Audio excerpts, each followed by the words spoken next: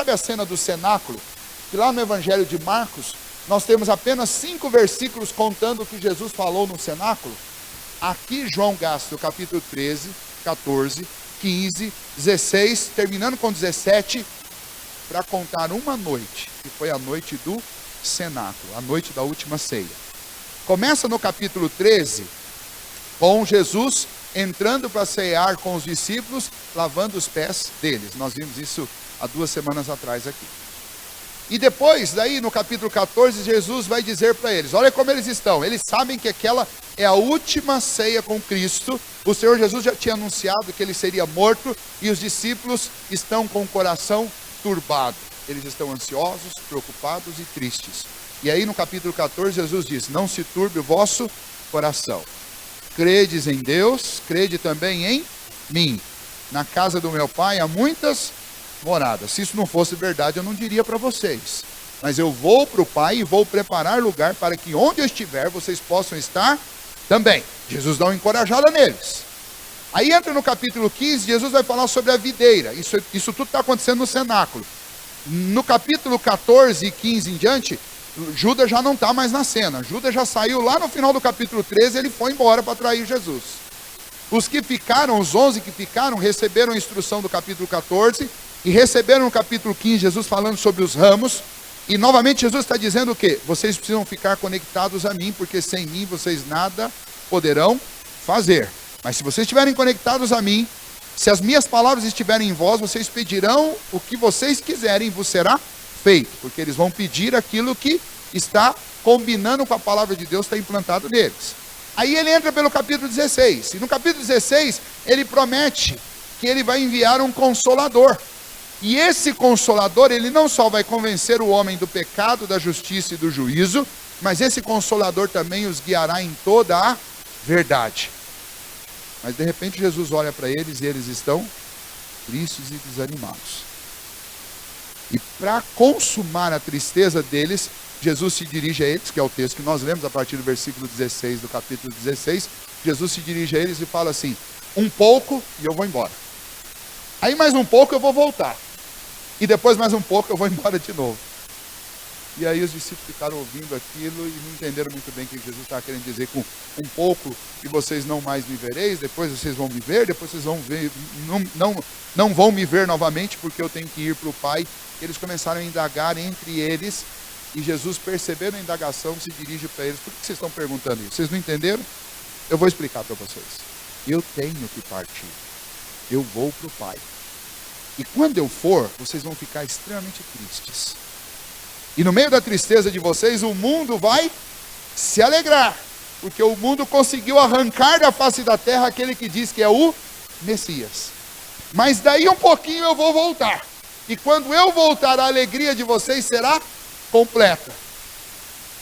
E então a partir daí vocês começarão a orar ao Pai e pedir em meu nome. Porque até agora vocês não pedem e não recebem, mas vocês vão pedir e vão receber, porque vocês vão pedir em meu nome. Mas vai chegar um tempo que eu vou voltar.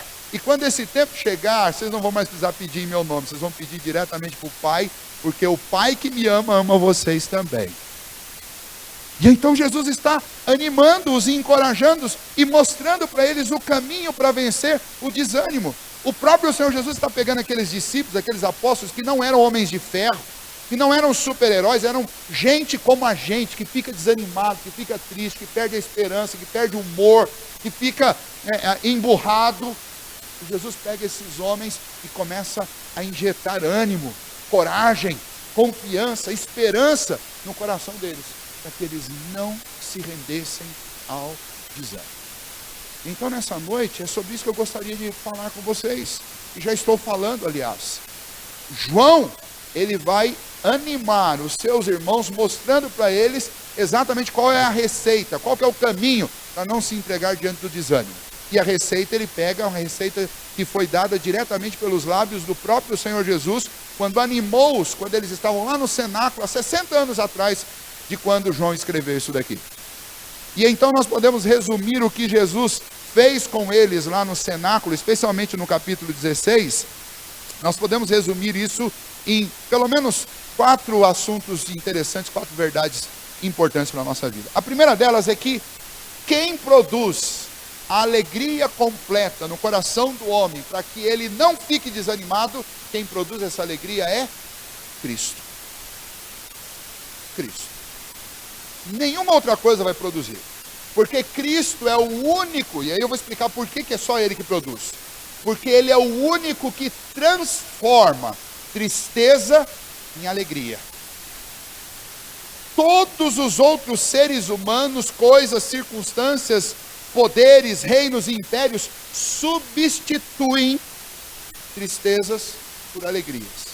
Mas o único que transforma tristeza em alegria é Cristo. Vou explicar isso aqui de uma outra maneira para vocês. Seu filho está com um problema na escola, né? Ele não consegue fazer amigos, os amigos perturbam ele, os coleguinhas perturbam, praticam bullying com seu filho. Normalmente o que nós pais fazemos? Nós vamos resolver o problema dos nossos filhos. Você vai lá, tira ele daquela escola e põe outra. Você substitui os amigos para que, quem sabe, agora ele não tenha mais problema. Você está tendo tristeza, você está tendo problema com um funcionário seu, você é patrão, e você não tem mais o que fazer com aquele funcionário, que ele só te dá problema. O que você faz? Você manda ele embora e substitui por outro. Tem maridos que não suportam suas esposas e esposas que não suportam seus maridos. O que eles fazem? Eles divorciam e substituem por outro. Esse é o jeito humano de transformar ou de tentar resolver tristezas, substituindo.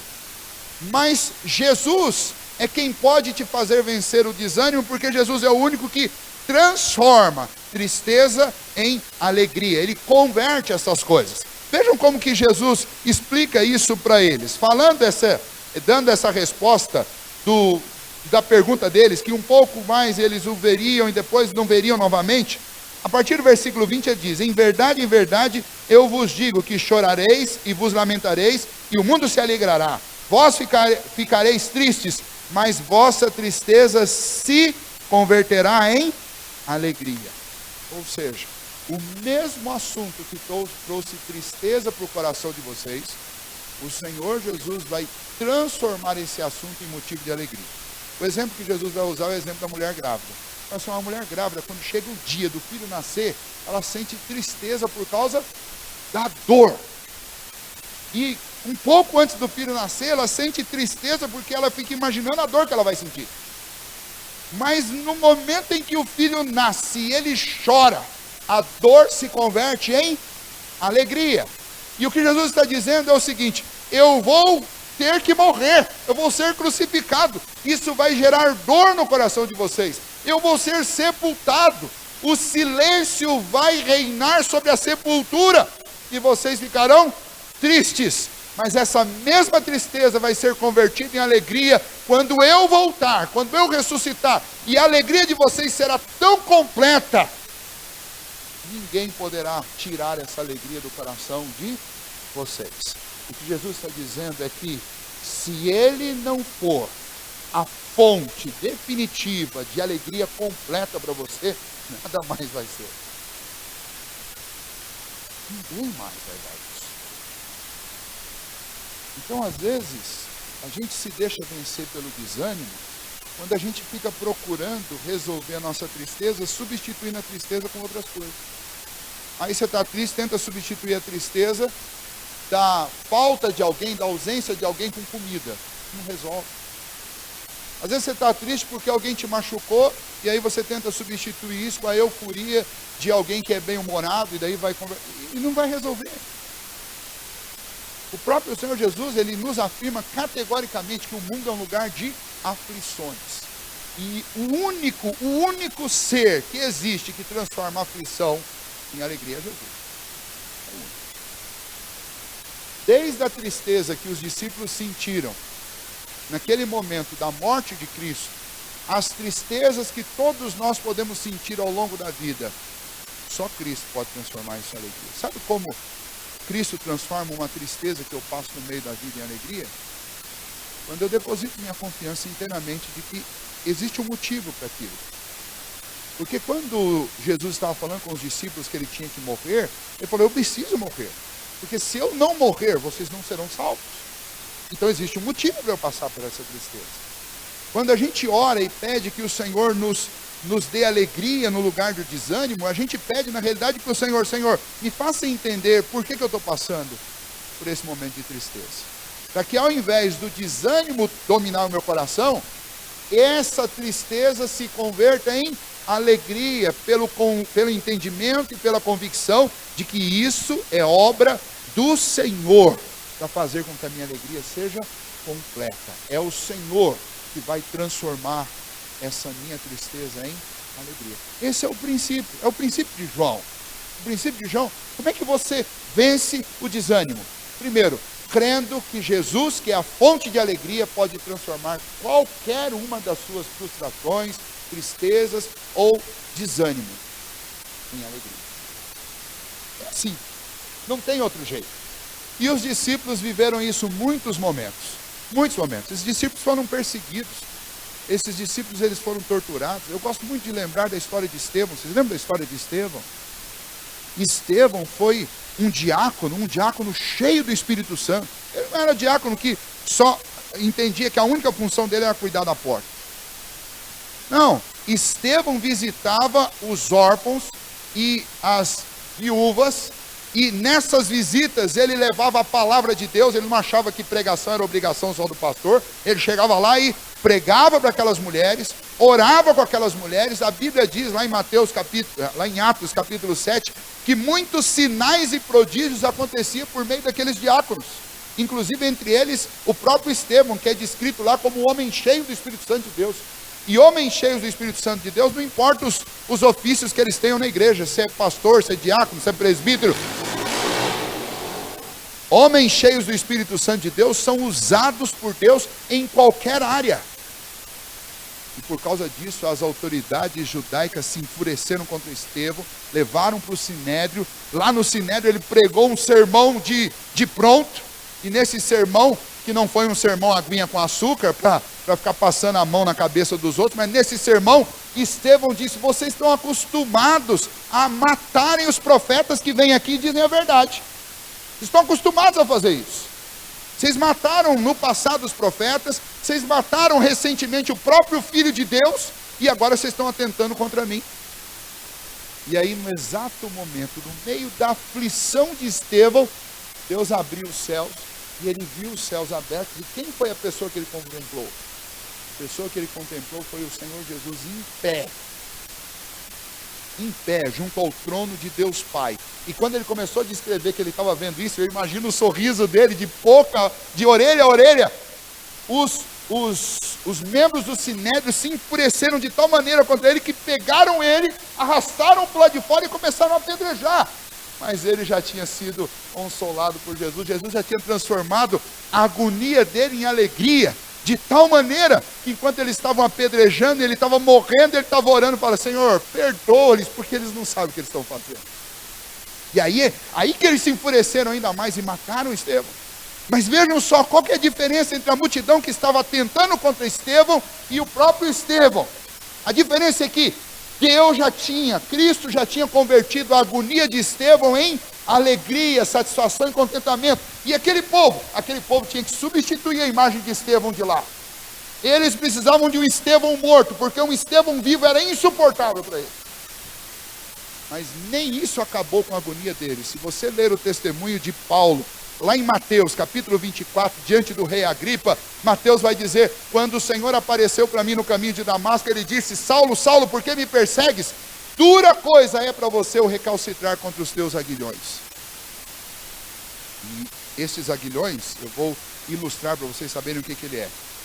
Isso aí é uma vara cheia de prego que você põe atrás das patas traseiras de um boi coiceiro, para que ele não destrua a carroça. Naquela época tinha carroças tocadas por bois.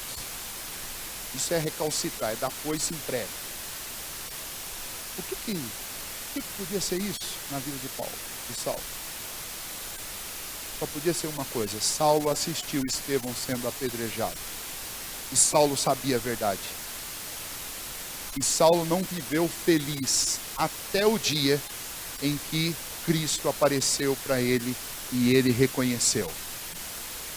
Porque o único que pode trazer alegria é Jesus. O apedrejamento de Estevão não resolveu o problema daqueles homens, muito pelo contrário, criou um problema ainda maior. Eles passaram a viver a partir dali recalcitrando contra a verdade, ou seja, chutando os aguilhões da verdade, se machucando, mas nunca resolvendo o problema. Então, vejam como é grandiosa essa mensagem de João para aqueles irmãos lá do final do primeiro século e para nós também. Você está com um problema de desânimo, de tristeza, de alegria, você precisa orar e precisa pedir: Senhor Jesus, transforme a minha tristeza, a minha agonia, o meu desânimo em alegria, porque o Senhor é o único que pode converter tristeza em alegria. E então nós cristãos não devemos viver aborrecidos, nem chateados, nem desanimados, porque se nós servimos ao Cristo, que é especialista e é o único capaz de transformar tristeza em alegria, por que eu vou viver triste? Nós precisamos sim mais de Deus, é começar o dia diante de Cristo de joelho, é ir ao meio do dia diante de Cristo de joelho, é terminar o dia diante de Cristo de joelhos, pedindo que Ele nos ajude e converta nossas tristezas em alegria. E Ele faz. É por isso que o apóstolo Paulo, lá em Filipenses capítulo 4, versículo 4, ele diz: alegrai-vos sempre no Senhor. Outra vez diz: alegrai-vos. Porque o único lugar onde nós podemos realmente nos alegrar por completo é no Senhor. É isso que nós precisamos para a nossa vida. Mas não só isso. Veja o que Jesus faz. Depois de falar isso para eles e mostrar para eles que o que Jesus estava para fazer era converter tristeza em alegria, depois disso Jesus diz para eles algo mais ainda fantástico. Ele fala que, a partir do versículo 23 e 24, eles ainda não tinham pedido a Deus e ainda não tinham recebido nada, porque eles não tinham pedido no nome de Cristo. Mas a partir daquele momento eles deveriam orar e pedir ao Senhor em nome de Jesus, e aquilo que eles pedissem lhes seria feito.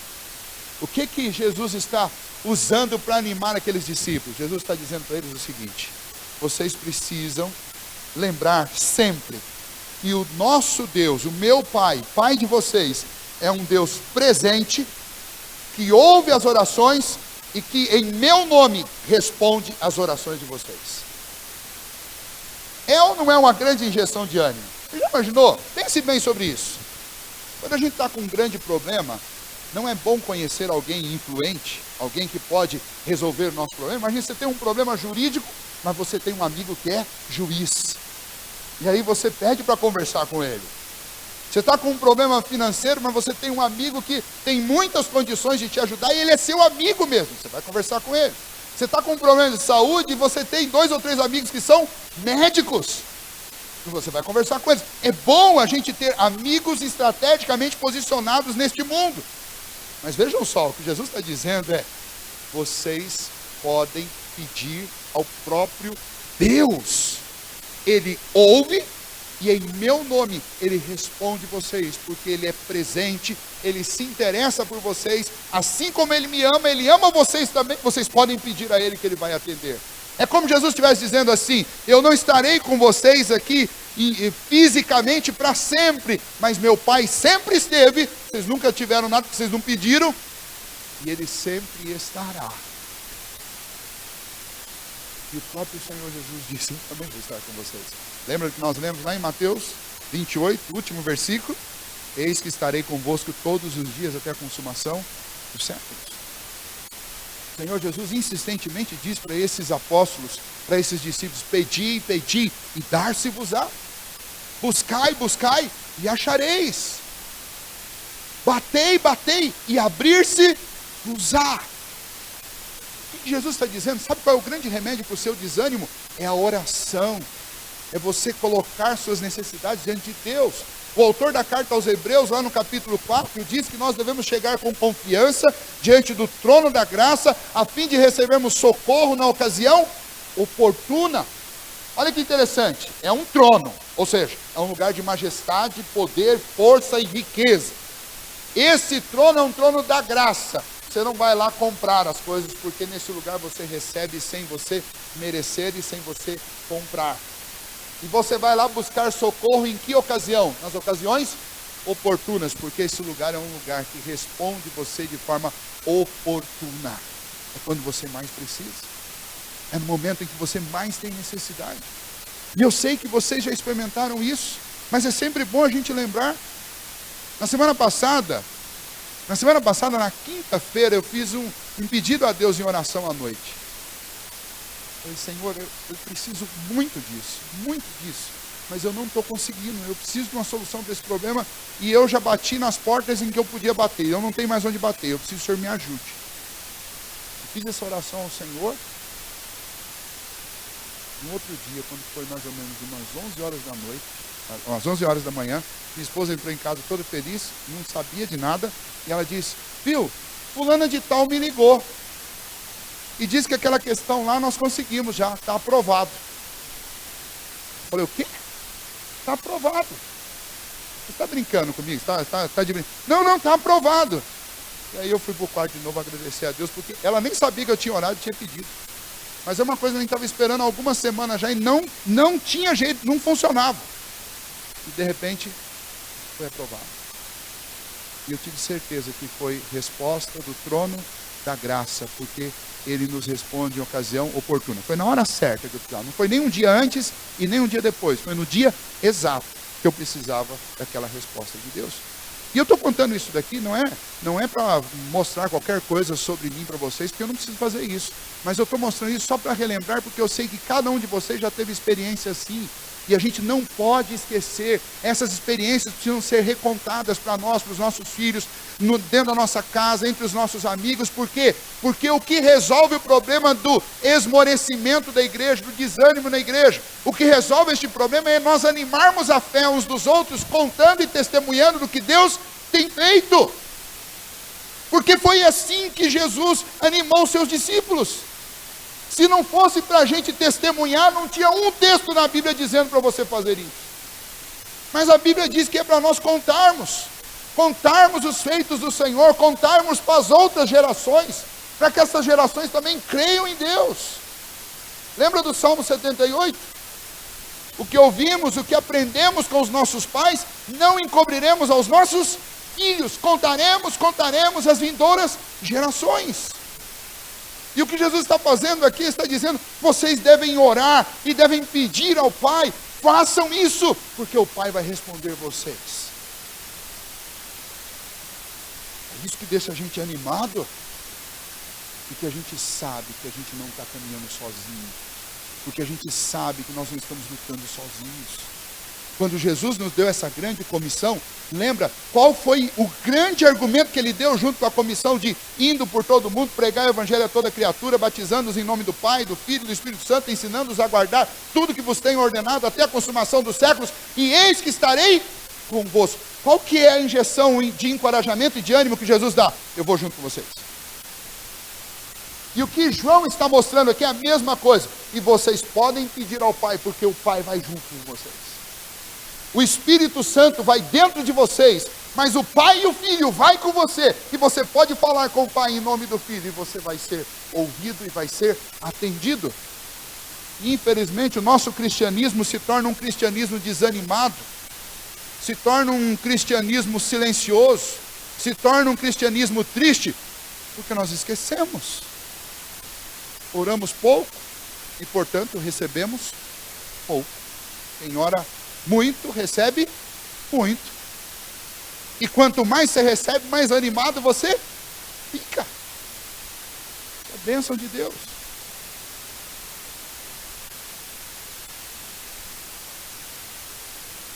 Jesus disse, essas coisas vos tenho dito para que a alegria de vocês seja completa. Veja o versículo 24. Pedi e recebereis, para que a vossa alegria seja completa. João está deixando qual é o interesse de Jesus. Jesus transforma a tristeza em alegria para que a alegria seja completa. Jesus intermedia as nossas orações diante do Pai para que o Pai nos responda e a nossa alegria seja completa. E vamos para a última parte. Versículo 29, os discípulos disseram ao Senhor Jesus, agora que falas claramente e não empregas nenhuma figura, agora vemos que sabes todas as coisas e não precisas de que alguém pergunte, por isso cremos que de fato vieste de Deus. Jesus respondeu: credes agora? E aí ele afirmou: eis que vem a hora e já é chegada em que sereis dispersos, cada um para a sua casa, e deixarei só. Contudo, não estou só, porque o Pai está comigo. Estas coisas vos tenho dito para que tenhas paz em mim. No mundo passais por aflições, mas tende bom ânimo, eu venci o mundo. Veja que Jesus está dizendo. Olha que coisa interessante. Naquela noite lá no cenáculo, eu acho que já estava lá pela madrugada, porque se você pensar em tudo que João vem contando desde o 13, já estão na madrugada. E lá pela madrugada, de repente, os discípulos, agora a gente acredita no Senhor. Imaginou que cena? É quase que cômica, né? 3 anos de ministério. Passaram por tudo junto. E chega lá no cenáculo, algumas horas antes de Jesus ser entregue para os soldados romanos, eles dizem: agora nós cremos no Senhor. Eu não sei quem foi que disse isso. Talvez tenha sido o próprio João. E aí Jesus, e o texto demonstra espanto, né? Jesus diz: agora vocês creem? Imagine o contentamento e a alegria de Jesus. Agora eles creem. E aí ele completa: então, eu quero dizer uma coisa para vocês, daqui a pouco vocês vão me deixar sozinhos. Mas eu não vou ficar sozinho, porque o Pai vai ficar comigo. E isso tudo eu estou falando para vocês, não é para deixar vocês tristes. Eu estou falando para vocês, para que vocês tenham paz em mim. O que Jesus está antevendo é o seguinte: daqui a pouco Pedro vai me trair, os outros discípulos vão fugir de Jerusalém, vocês vão fugir, mas eu não quero que vocês fiquem angustiados por isso. Eu estou alertando vocês que essas coisas vão acontecer, porque eu quero que vocês tenham paz em mim, saibam que eu sei de tudo, e que isso tudo faz parte de um projeto. Eu estou passando por aflições, mas eu venci o mundo. E a gente sabe completar isso de outros textos, né? O mesmo Senhor Jesus que disse: eu venci o mundo, ele também disse: e vocês também vencerão. E vós também vencereis. O que Jesus está dizendo para eles é o seguinte: essa é a terceira verdade que nos ajuda a vencer o desânimo. É absolutamente necessário que você tenha convicção de fé em Cristo. É confiança absoluta em Jesus. É assim que a gente vence o desânimo.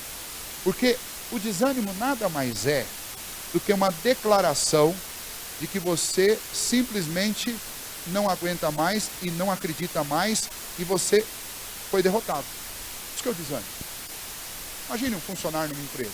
Quando você acha um funcionário desanimado, o que ele está querendo dizer com o desânimo dele? Fui vencido, não aguento mais, acabou. Eu fui derrotado. É isso que o desânimo significa. Mas aí Jesus vem e diz para aqueles discípulos: eu venci. E se eu venci, vocês também vão vencer. Imagine na cabeça dos discípulos: como é que ele venceu se ele vai ser pregado numa cruz? Que vitória é essa? A vitória mesmo eles só vão enxergar com os próprios olhos quando eles forem tocar em Jesus ressurreto. Mas Jesus já está antecipando isso, dizendo para eles: como é que vocês vencem o desânimo? Vocês vencem o desânimo quando vocês creem, mesmo que você não possa ver. Que é o que está lá em Hebreus capítulo 11 a respeito do que é fé. É crer naquilo que você não vê. Crer naquilo que todo mundo diz que não vai acontecer. É assim que você vence o desânimo, quando você, em fé, você confia absolutamente em Cristo Jesus. E o caminho desta fé e dessa confiança é crer de verdade. E por isso que o assunto desses últimos versículos é crer. Jesus está falando: vocês agora creem? Ótimo! Porque a notícia é péssima. Por um momento. Mas depois a notícia é boa. A próxima notícia é que vocês vão me abandonar. Mas não fiquem tristes por isso. Fiquem em paz. Porque eu vou vencer. E a minha vitória é a vitória de vocês. E aí a gente, a partir daqui, dá para poder pensar um pouquinho, imaginar como foi a sensação daqueles discípulos quando Jesus apareceu para eles. Você imaginou? Foi a certeza de que eles iam vencer também. Porque se Cristo venceu, eles também vencem. Agora imagine nós que estamos aqui na frente, nós conhecemos essa história de trás para frente, de frente para trás. Por que a gente está desanimado? Se a gente tem a história inteira, tanto das escrituras, quanto também das igrejas ao longo da história, que venceram, por que eu fico desanimado? A única coisa que pode realmente deixar uma pessoa desanimada é incredulidade. Quando alguém chega assim, não importa se é jovem ou se é idoso, e fala, desanimei, cansei. Isso nada mais é do que incredulidade.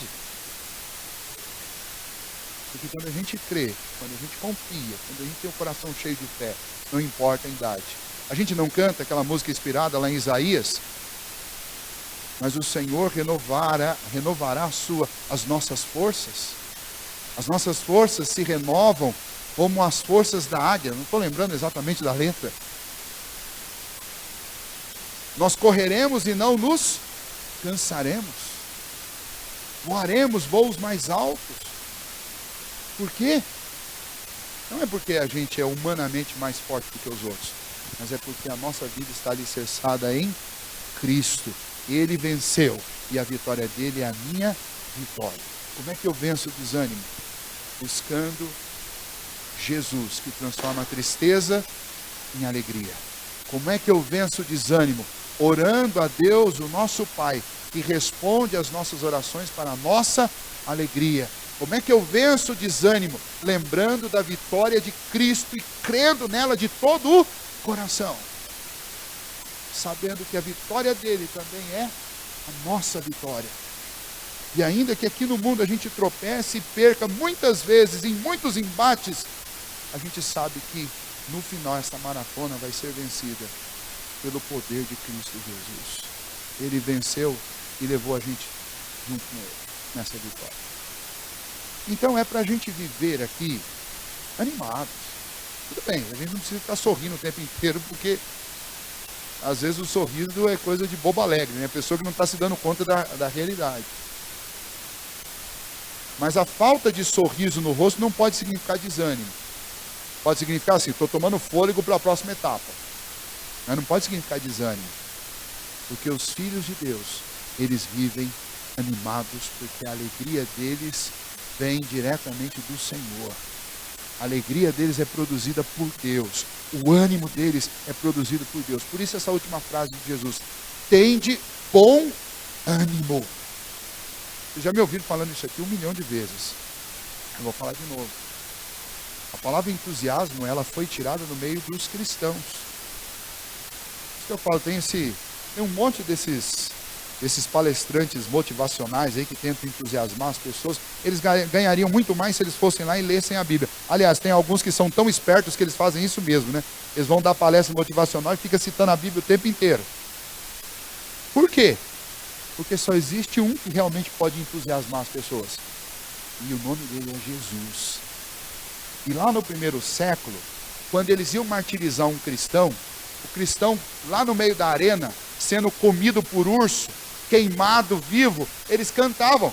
E as pessoas que estavam sentadas naqueles degraus das arenas, elas ficavam olhando e falavam assim, deve ter um Deus dentro dele. E foi daí que surgiu a palavra entusiasmo, que significa Deus dentro de você, enteos. É esse o significado da palavra entusiasmo. Fulano tem Deus dentro dele, porque o cara está queimando e está cantando. Porque o cara está sendo mordido por feras e ele está cantando. Está olhando para o céu e está agradecendo a Deus. Só pode ser um Deus dentro dele. E é daí que veio a palavra entusiasmo. E por que aqueles primeiros crentes mordidos, queimados, torturados dentro daquelas arenas, por que eles cantavam? Porque eles sabiam que por mais que vencessem a sua carne, não podiam vencer o seu Deus. A vitória de Cristo era a vitória deles. E quanto mais apressavam a morte deles, mais eles aproximavam a vida deles de Cristo. É o mesmo sentimento de Paulo quando ele diz, olha, para mim morrer é lucro e viver é Cristo. Então, o desânimo, ele dá lugar à alegria quando Cristo enche o nosso coração, quando o nosso coração está cheio de Deus. Mesmo que contra as circunstâncias, contra os problemas todos da vida.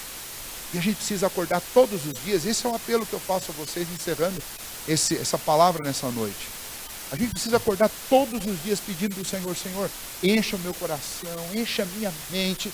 Eu não sei o que vem aí pela frente, mas seja lá o que vier, não me deixa esquecer que o Senhor tem poder para transformar tristeza em alegria. Não me deixa esquecer que o Senhor está presente, eu posso orar e o Senhor vai me responder. Não me deixa esquecer no final do dia, que mesmo se eu perder A minha alegria não está na vitória diária, mas está na vitória de Cristo. Eu posso até ser derrotado hoje por alguma coisa, mas Cristo venceu e a minha vitória é certa, é convicção, é fé. E aí a gente atravessa dia após dia, cada dia de uma vez, sem desanimar jamais. Porque o povo de Deus não pode ser um povo desanimado.